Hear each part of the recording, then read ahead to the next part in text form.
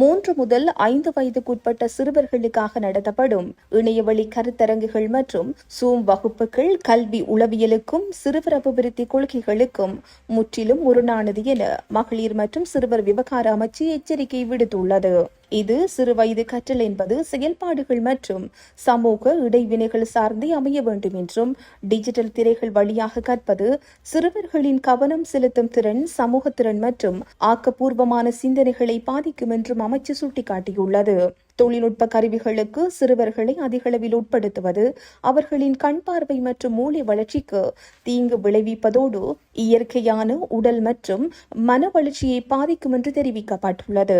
வணிக நோக்கங்களுக்காகவே இவ்வாறான இணையவழி வகுப்புகள் ஏற்பாடு செய்யப்படுவதாகவும், இவை சிறுவர்களின் கல்வி தரத்தை உயர்த்தாது என்றும் அமைச்சு குறிப்பிட்டுள்ளது.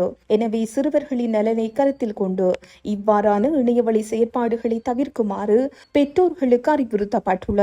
ஒரு பிள்ளையின் சிறந்த ஆசிரியர் என்பது டிஜிட்டல் திரைகள் அல்ல, மாறாக அவர்கள் வாழும் சூழலும் நேரடி அனுபவங்களுமே என்பதை அமைச்சு வலியுறுத்தியுள்ளது.